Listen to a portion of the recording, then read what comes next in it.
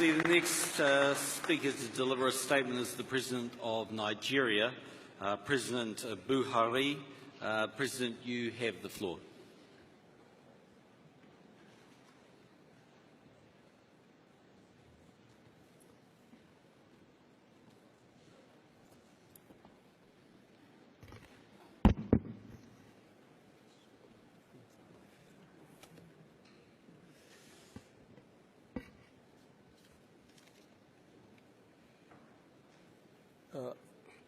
Your Excellencies, the heads of state and government, Mr. Ban Ki-moon, Secretary General of the United Nations. First, on behalf of Nigeria, I wish to express my deepest sympathies to the government and people of France on the tragic terrorist event that occurred on Friday, 13th of November 2015, resulting in the huge loss of lives and several injuries of innocent lives. I congratulate Your Excellency, President of France, for hosting this historic 21st session of the Conference of Parties to the United Nations Framework Convention on Climate Change. The Conference of Parties on Climate Change is taking place in the context of the political momentum generated by the universal adoption of 2030 Agenda on Sustainable Development at the United Nations General Assembly in New York last September, when we marked the 70th anniversary of the establishment of the United Nations.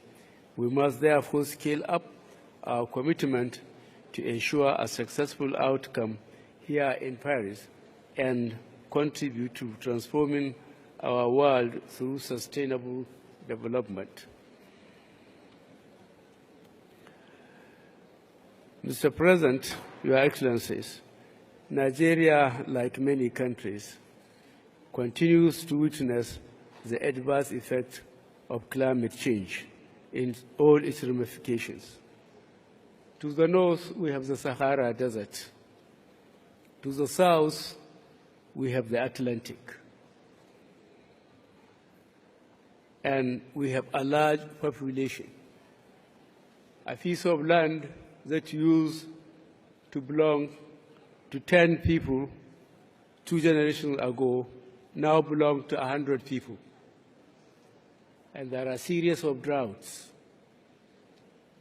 We are reeking under challenges of climate change as the frequency and the intensity of extreme events like floods and drought are on the increase. These challenges have resulted in the destruction of many economic and social structures, and more worryingly, threatening our national food production and security. At the subject of regional level, we are settled with the challenges of the Lake Chad. The Lake Chad Basin Commission, comprising the Cameroons, Chad, Niger and Nigeria, and Benin Republic, have made an attempt to secure the region from terrorists. Otherwise, the number of people from that region that are there in the Sahara Desert and the Mediterranean to come to Europe will increase. But if that region is secured by the program being submitted by Lake Chad Basin Commission to empty one of the rivers from Central African Republic into Chad Basin, at least 5 million people will benefit, and those who live through poverty and oppression of the terrorists will no longer dare to cross the Sahara Desert and the Atlantic, in which most of them lost their lives. It is therefore in the interest of all of us to make sure that this project that was first mentioned in 1925 should be executed, empty one or two of the rivers from Central Africa into Chad Basin. The world is leaving behind millions of people who depend on lake for their survival. The government of Nigeria welcomes the Lake Chad Development and Climate Resilience Plan and the Lake Chad Basin Commission and international partners for designing this climate-based plan. For Paris Agreement to help in the mitigation of climate change, it must reflect ambitious levels of emission reduction in the intended national determined contributions, that's INDCs, communicated by parties to the Climate Change Convention. The positive Lima spirit, which has inspired the shared and bold commitment to strengthen international cooperation and partnership towards a sustainable climate change agreement, must permeate our deliberations in Paris. On our part in Nigeria, we undertake an intensive and participatory process of multi-level consultations with a cross-section of stakeholders within the different tiers of government towards determining our national contribution to global mitigation reduction. Based on national consideration, Nigeria intends to attain the mitigation reduction objective of 20% unconditional and 45% conditional below the business-as-usual level of greenhouse gas emissions by 2030. The parties cannot but live up to their expectations in the fulfillment of their obligations under the two existing climate changes treaties. It becomes imperative then that in the run-up to 2020, existing mitigation commitments and pledges must be fulfilled. This calls for early ratification of the Doha Agreement for the second commitment period in the climate change process to be effective.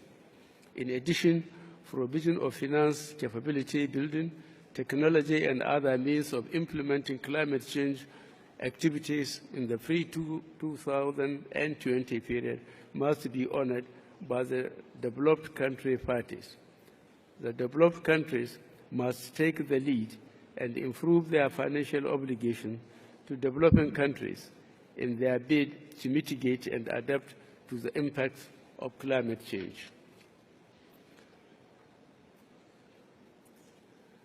Nigeria is firmly committed to ensuring that we collectively evolve the current areas of contention with respect to the financial mechanism, adaptation framework, and institutional arrangement, as well as technology transfer and capability building for the benefit of all parties. As part of its adaptation and mitigation strategy, Nigeria has embraced the development of renewable energy, the enforcement of energy efficiency, more use of natural gas, and climate-smart agriculture.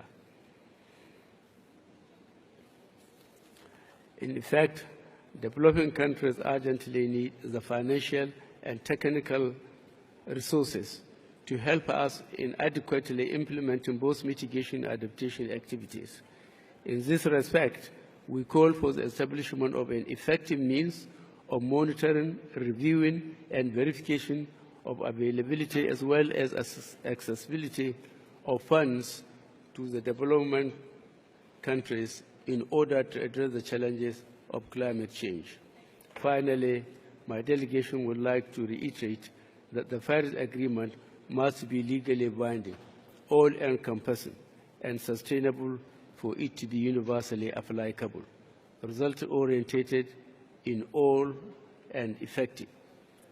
The agreement we reach here must also be a fair, multilateral, and rules-based regime guided by science with an overall aim of ensuring the right to equitable access of every country of the world to sustainable development. I thank you very much.